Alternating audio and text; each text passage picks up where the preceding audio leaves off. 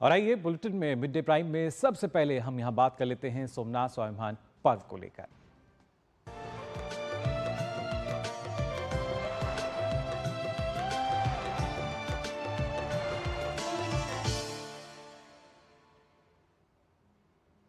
आपको बता दें, प्रधानमंत्री नरेंद्र मोदी आज सोमनाथ स्वाभिमान पर्व में शामिल होंगे। गुजरात में जारी सोमनाथ स्वाभिमान पर्व का आज तीसरा दिन है। इस कार्यक्रम में देश भर से श्रद्धालु पहुंच रहे हैं। इसके साथ ही मंदिर परिसर के भीतर 72 घंटे तक लगातार ओम का जाप किया जा रहा है। पीएम आज रात वहां ओंकार मंत्र का जाप करेंगे, साथ ही एक ड्रोन शो का अवलोकन भी करेंगे। कल प्रधानमंत्री एक शौर्य यात्रा में भाग लेंगे। इस यात्रा में 108 घोड़ों की प्रतीकात्मक शोभा यात्रा निकाली जाएगी। यह वीरता और बलिदान का प्रतीक है। यह कार्यक्रम सोमनाथ मंदिर पर प्रथम आक्रमण के बाद से अटूट भावना और सभ्यतागत निरंतरता के 1000 वर्ष पूरे होने के उपलक्ष्य में आयोजित किया जा रहा है। प्रधानमंत्री मोदी की भागीदारी भारत की समृद्ध सांस्कृतिक और आध्यात्मिक विरासत के संरक्षण और उत्सव के लिए उनकी प्रतिबद्धता की पुष्टि करती है।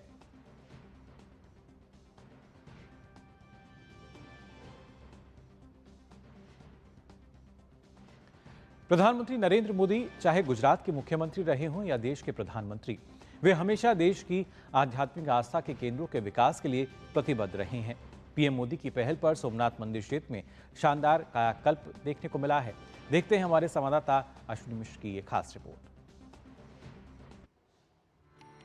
द्वादश ज्योतिर्लिंगों में प्रथम सौराष्ट्र स्थित श्री सोमनाथ मंदिर अगाध श्रद्धा का केंद्र है, तो सनातन संस्कृति की अटूट आस्था का प्रतीक भी।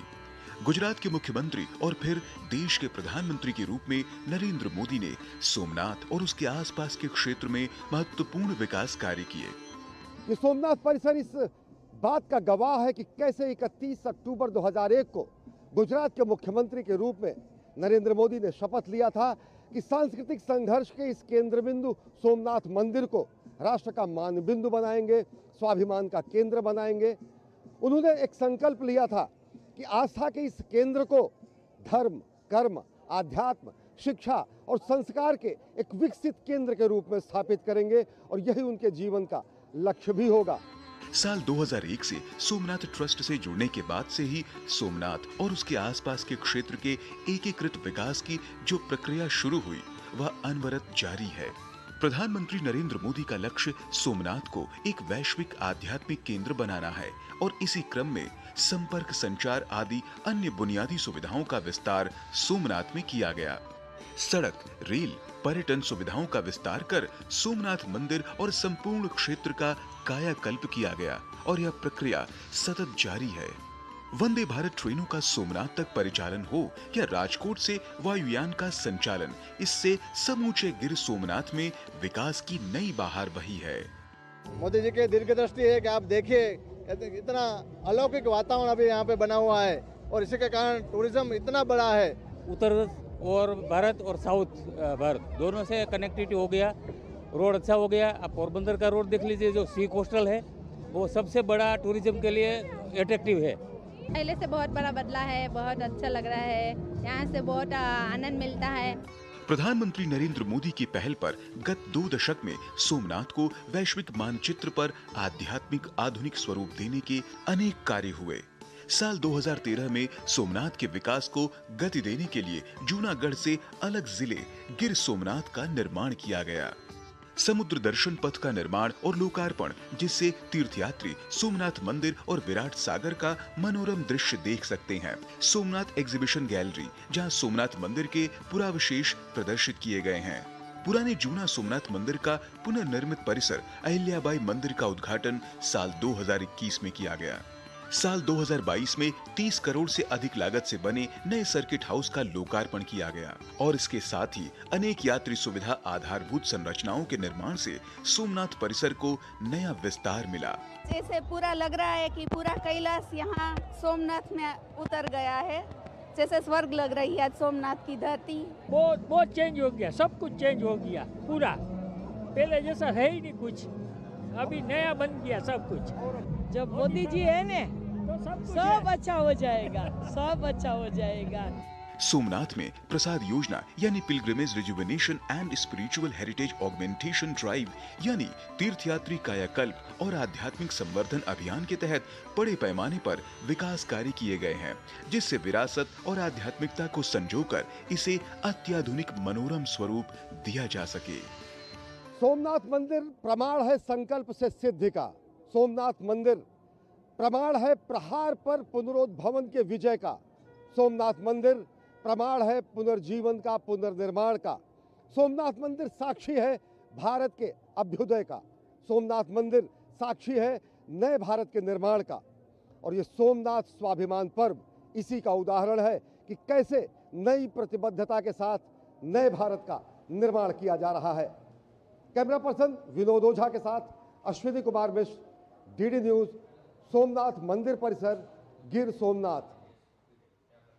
तो अटूट आस्था का केंद्र है सोमनाथ की जब हम बात करते हैं, लेकिन अरब सागर के तट पर स्थित सोमनाथ ज्योतिर्लिंग ने आक्रमणों और विध्वंसों के बावजूद सनातनी आस्था को जीवित रखा है। यही वह स्थल है जहां महादेव ने चंद्रदेव को शाप से मुक्त किया। विदेशी आक्रमणों के बाद भी मंदिर का पुनर्निर्माण हुआ और आस्था कभी नहीं टूटी। आज हम स्वाभिमान पर्व मनाते हैं, जो अडिग विश्वास और भारत की गौरवशाली परंपरा का प्रतीक है।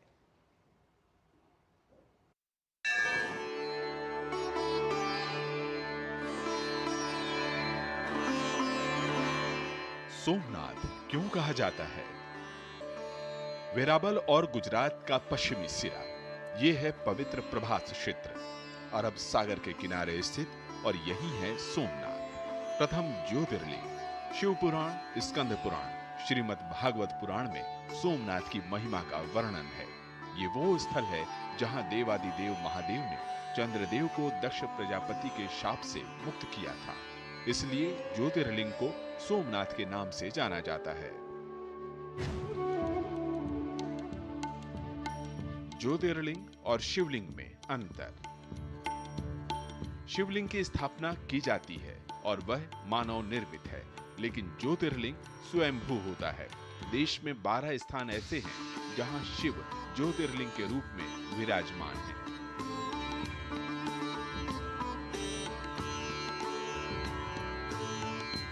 दक्षिणी ध्रुव तक 1 इंच जमीन नहीं।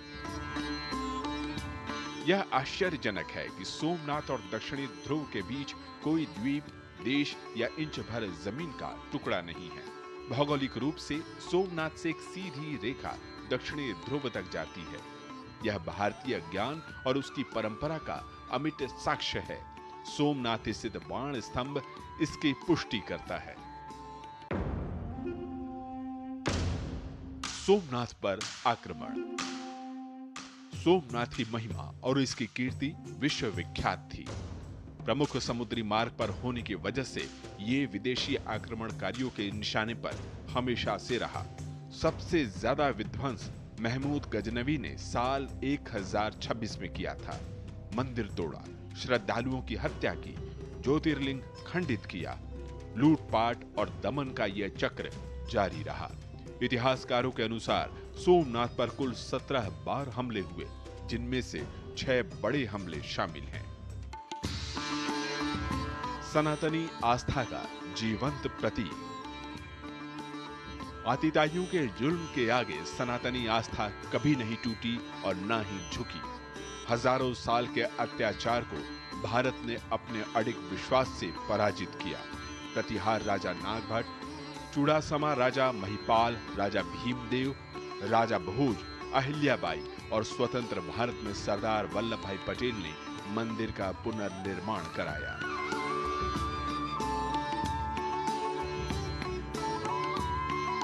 स्वाभिमान पर्व। आतिताइयों की हार सनातनी परंपरा के विजय का उत्सव है स्वाभिमान पर्व। प्रधानमंत्री नरेंद्र मोदी 11 जनवरी को सोमनाथ शौर्य यात्रा का नेतृत्व करेंगे।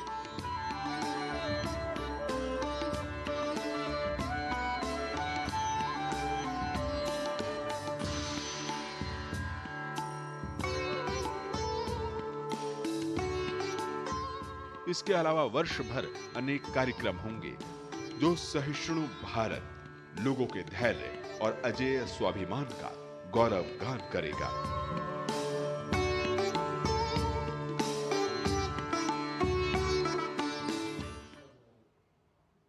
तो देखा आपने किस तरीके से सोमनाथ ज्योतिर्लिंग जो है वो ना सिर्फ आस्था का केंद्र बल्कि कैसे वो हमारे स्वाभिमान का भी प्रतीक बना।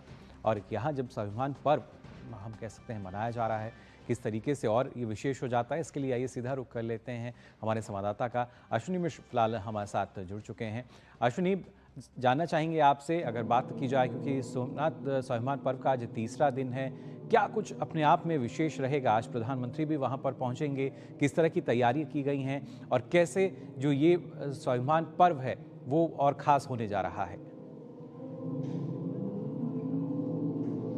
जी मुकुल, मैं यहाँ के दृश्य भी दिखाना चाहूँगा। बेहद खास है, मनोरम है, नयनाभिराम है। किस तरीके से मंदिर जो कि हमारी गहन आस्था का, अटूट आस्था का, अटूट श्रद्धा का सहस्राब्दियों से प्रतीक है, उसे बेहद सुंदर तरीके से सजाया गया है। क्योंकि 8 से 11 जनवरी तक सोमनाथ स्वाभिमान पर्व का आयोजन है। आज प्रधानमंत्री नरेंद्र मोदी, देखिए अगर जो आवाज़ आपको मिल पा रही होगी, ओंकार की आवाज़ है। ये 72 घंटे से अनवरत अखंड ओंकार का पाठ हो रहा है और ये अनहद नाद कहीं ना कहीं पूरी दुनिया में सुनाई पड़ रही होगी, पूरे देश में सुनाई पड़ रही है। देश के अलग अलग हिस्सों से लोग इस पर्व के साक्षी बनने के लिए सोमनाथ भी आ रहे हैं, स्वाभिमान पर्व के। और निश्चित तौर से आज इसका तीसरे दिन जब उद्यापन होगा तो प्रधानमंत्री नरेंद्र मोदी सायंग में इस ओंकार महाजाप के उद्यापन पर्व में खुद सहभागी बनेंगे, जहाँ पर वो इस आयोजन के सहभागी और साक्षी बनेंगे। कल की अगर बात करें तो कल जो है सोमनाथ का जो अब तक का 1000 वर्षों के इतिहास में जिन महान बलिदानियों ने यहाँ पर अपना सर्वस्व बलिदान किया, 17 बार से ज़्यादा आक्रमण किए गए सोमनाथ को ध्वंस करने के लिए, लेकिन कोई हमारी आस्था को नहीं डिगा पाया। और लेकिन उस क्रम में जो अजस्र अटूट हमारी आस्था की धारा रही और जिसमें जो सहस्त्र बलिदान हुए, उन सहस्त्र बलिदानियों को समर्पित करते हुए शौर्य यात्रा निकाली जाएगी। 108 घुड़सवारों के साथ शौर्य यात्रा का जो प्रधानमंत्री नरेंद्र मोदी शामिल होंगे, संत सन्यासी, अनेक महात्मा वो लोग शामिल होंगे, यहाँ के जनसामान्य लोग शामिल होंगे। और जो कि कृतज्ञता ज्ञापन है उन महावीरों के लिए, शहीदों के लिए, हुतात्माओं के लिए, जिन्होंने सोमनाथ के रक्षा के लिए, राष्ट्र की अस्मिता की रक्षा के लिए, राष्ट्र के गर्व की रक्षा के लिए अपना सर्वस्व होम किया। 1026 में महमूद गजनवी ने यहाँ कुत्सित प्रयास किया, बर्बर आक्रमण किया। उसके बाद औरंगजेब समेत, इल्तुतमिश समेत मुगल काल में अनेक आक्रमण होते रहे। लेकिन ये सोमनाथ इस बात का पर्याय है कि कैसे विध्वंसकारी मानसिकता का विध्वंस होता है। ये पर्याय है कि कैसे बर्बरता पर जो है, क्रूरता पर जो है सहिष्णुता की विजय होती है। किस तरीके से हिंसा करने वाले समाप्त हो जाते हैं, इतिहास में स्थान नहीं पाते हैं, और अहिंसा परमो धर्म और यतो धर्म ततो जय का जयघोष करने वाली सनातन संस्कृति का परचम हमेशा धर्म ध्वजा लहराती रहती है।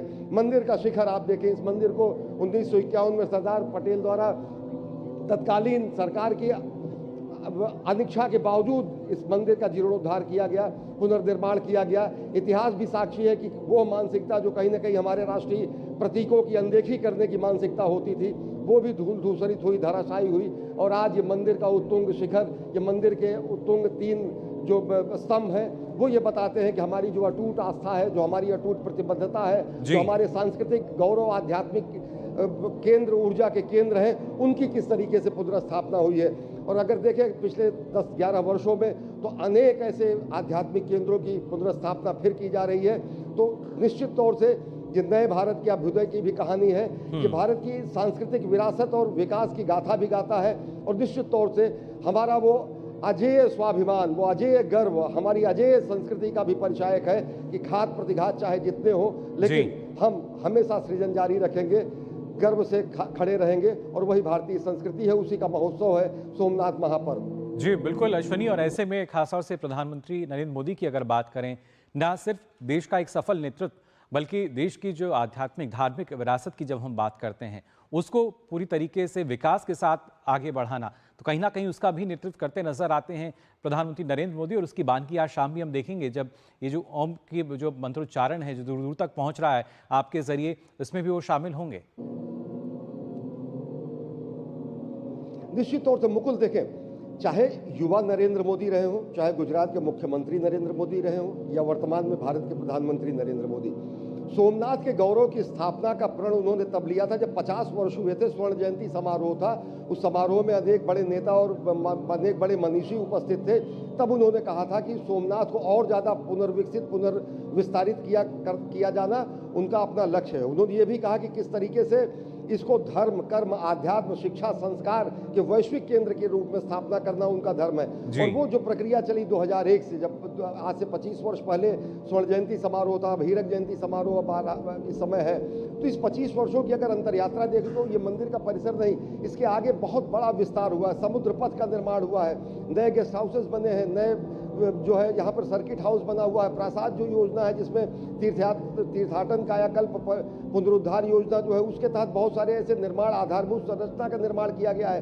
तो मंदिर तो हमारे आध्यात्मिकता और आस्था के केंद्र तो है ही, साथ ही साथ इस सोमनाथ के समूचे क्षेत्र के विस्तार के साथ जो कहीं ना कहीं गिर सोमनाथ एक जिले के रूप में, इसका जिले की इकाई के रूप में भी जूनागढ़ से विभक्त करके इसे स्थापित किया गया। तो चाहे प्रशासनिक रूप से हो, चाहे वो सामाजिक रूप से हो, चाहे वो आर्थिक रूप से हो, पर्यटन की दृष्टि से हो, धार्मिक दृष्टि से हो, आध्यात्मिकता की दृष्टि से हो, बिल्कुल समूचे क्षेत्र के उन्नयन और विकास में अभूतपूर्व योगदान रहा प्रधानमंत्री नरेंद्र मोदी का। एक साथ देखा जा सकता है, कृतज्ञता ज्ञापन करने आज पहुंचेंगे भगवान सोमनाथ के चरणों में। जी बिल्कुल, और वो ज़ाहिर तौर अपने आप में बहुत ही भव्य तस्वीरें जो हैं हमारे दर्शक उनको देख पाएंगे शाम के वक्त जब प्रधानमंत्री वहाँ पहुँचेंगे। फिलहाल बहुत बहुत शुक्रिया आपका अश्विनी हमारे साथ जुड़ने के लिए। तो हमारे संवाददाता अश्विनी मिश्र बता रहे थे किस तरीके से अगर बात की जाए स्वाभिमान पर्व की, जी हाँ, यहाँ पर न सिर्फ आस्था और विश्वास की जब हम बात करते हैं बल्कि कैसे भारत का एक स्वाभिमान जो है वो भी सोमनाथ में हमें नज़र आता है। जो ध्वज पताका लहरा रही है वो भी एक स्वाभिमान है कि ये अब नया भारत है जो विकास को भी लेकर चलता है और साथ ही साथ अपनी विरासत को भी संजोना भी जानता है और उसको भी लगातार आगे बढ़ा रहा है। फिलहाल अभी हम कहेंगे छोटे से ब्रेक के लिए, जल्द हाजिर होते हैं।